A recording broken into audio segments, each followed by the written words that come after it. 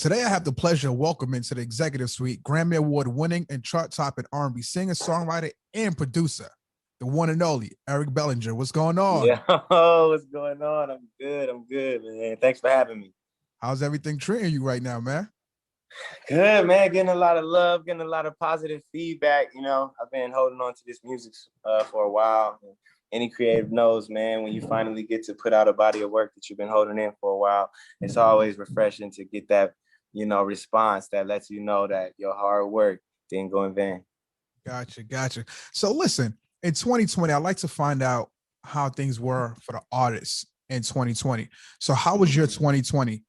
Yeah, I think it was solid. Luckily we've, done enough in the past to where like we were able to focus in on just studio time. Like now, we didn't have to, we didn't have any shows or any of that. So it was like, but we was good. We was set up, We was set up to just really focus. So now I took all 2020 to make all the music that now I'm releasing in 2021. So I'm stocked up on all my albums. Like I got them done already, and I'm able to focus now on writing new music for other artists and getting back into the songwriter bag and the placement bag for other artists. But I just took it to prep. I really started, figuring out what I needed to do to be in this position. Gotcha. So listen, before we go forward with all the music, I wanted to know, when was the time of your career, if you remember, that people started to really take notice of you and say, yo, you know what, we need to start working with this guy? I got signed to Sony ATV in 2010. Okay. As a songwriter, a lot of times as a songwriter, you get signed based off, you got a big hit. And now they want to sign you, like, we got to sign that artist, we'll give him a publishing deal. But I got a pub deal when it was just like, they heard some of my demos and was like, sign them. So I didn't really have no big songs out or anything like that. It was just, they saw some potential in me. So Sony was like, when RCA and all these big labels call Sony and say, yo, who y'all got? We're doing a writing camp. That was a big thing, doing writing camps, so it was like, yo, we doing a writing camp for Usher. Who y'all got? They like, we just signed this kid named Eric Bellinger. All right, send him over here. And I go over there and I just perform, do what I got to do.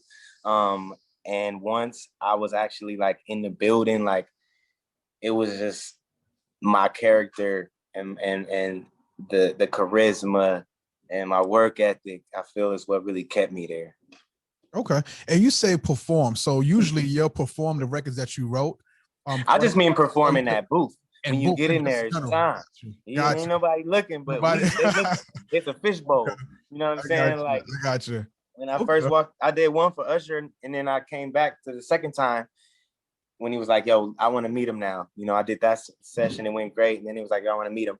The first thing, he was saying when we was doing the next one, he was like, I just want to know, can you do it again? Blasphemy. Blasphemy, Usher, Mr. Raymond. Yeah. So in that moment, it's like, that's when that's a performance. That's the, what I mean? For one person, you better show out.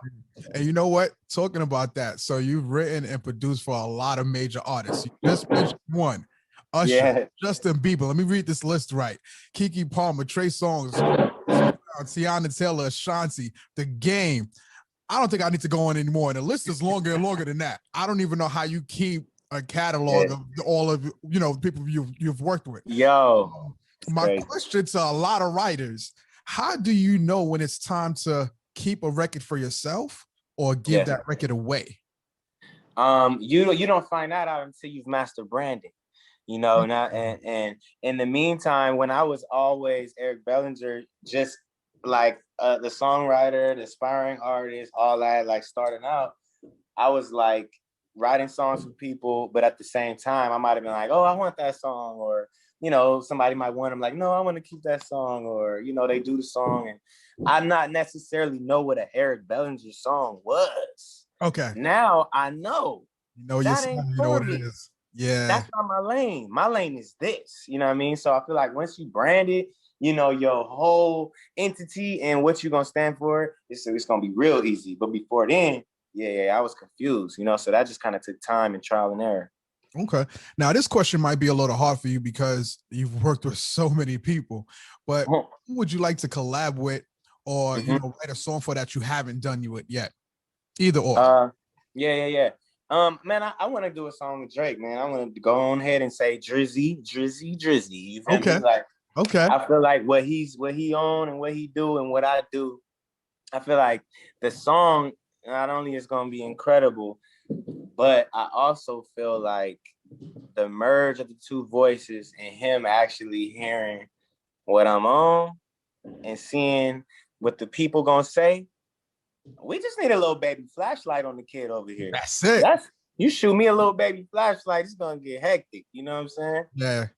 Yeah. Okay. So let's move forward. Since you answered that one off the bat, who are your top 5 favorite artists? And you can go, if you want to break it down, you can say, because I know the question is a little, some people are like, all right, can we just break it to R&B or hip hop? However you want to answer it. Yeah, I mean, I'm gonna just listen to my favorite that I listen to. If I'm not listening to you, I'm not gonna say it right now. Okay. So I mean, I listen to Janae. I listen to Janae. I listen to Alina Perez. I listen to Drake. I like Victoria Monet and Travis Scott. I like this list, and it's very different. I like this. Yeah. I like this list. Okay. So what made you say 2021 is time to get back to Eric Bellinger? I know you've been doing you all the time along, but I think it was maybe like a year, maybe 2 that you really didn't put anything, not maybe so like a year, right? That you didn't really put anything out. You were still doing your writing, producing and everything. But what made you say, all right, now is the time? Oh man, I feel like we've mastered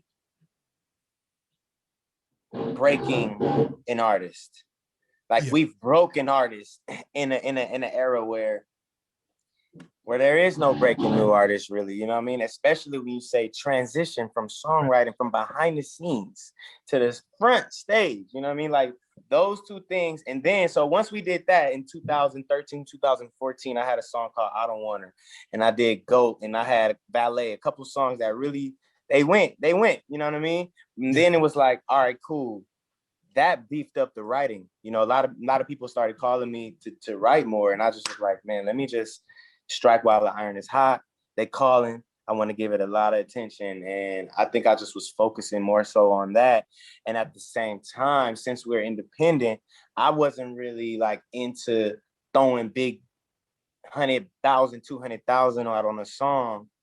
If we don't know, it's gonna go for sure. I got you. So when I be having a song that poke out, that's when I go. For example, Only You.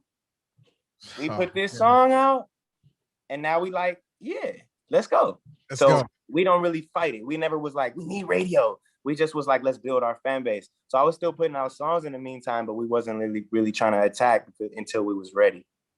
Got you. I'm not gonna lie to you. Before we get into your single, the record with you and Mace, Nothing.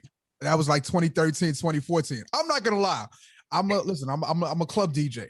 I still play this record to this day. I still play that record to this day. That was around the time. I'm telling you. I like that record. You know what I'm saying? But like you said, you understood, okay, now it's the time to go into this and keep things going. So let's get into your single, Only You, Hitmaker.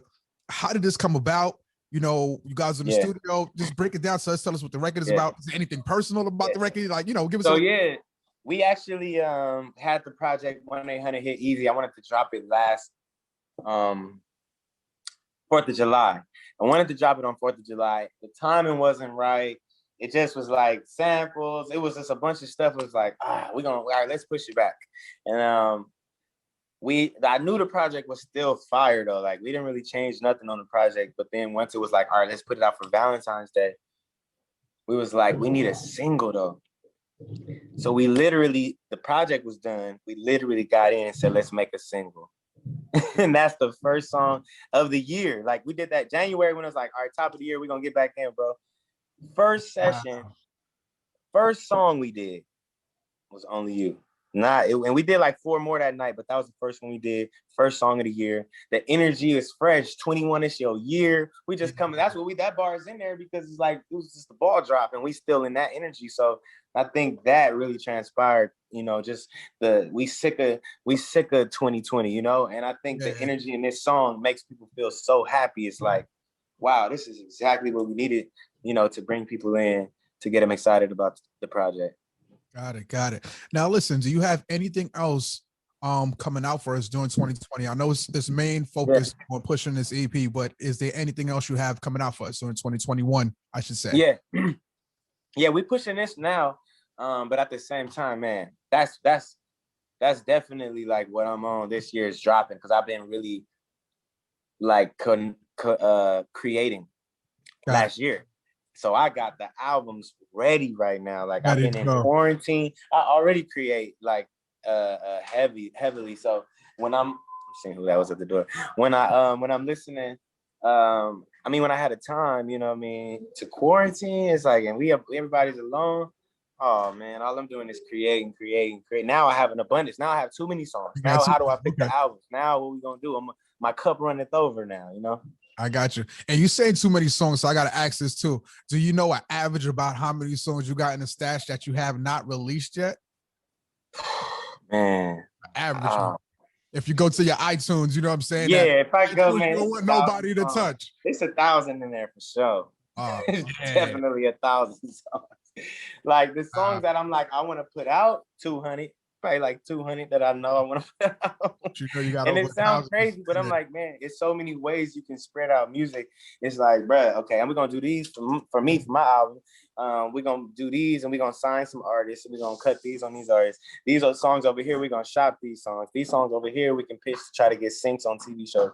These songs over here, we can use to try to, you know, sell to Japan because they willing to do one-off albums. Like, you know what I mean? It's so much you can do with music that is like, and now they got a new thing, you know what I mean, like digitally with the currency with the music. So it's like, man, come on, all that.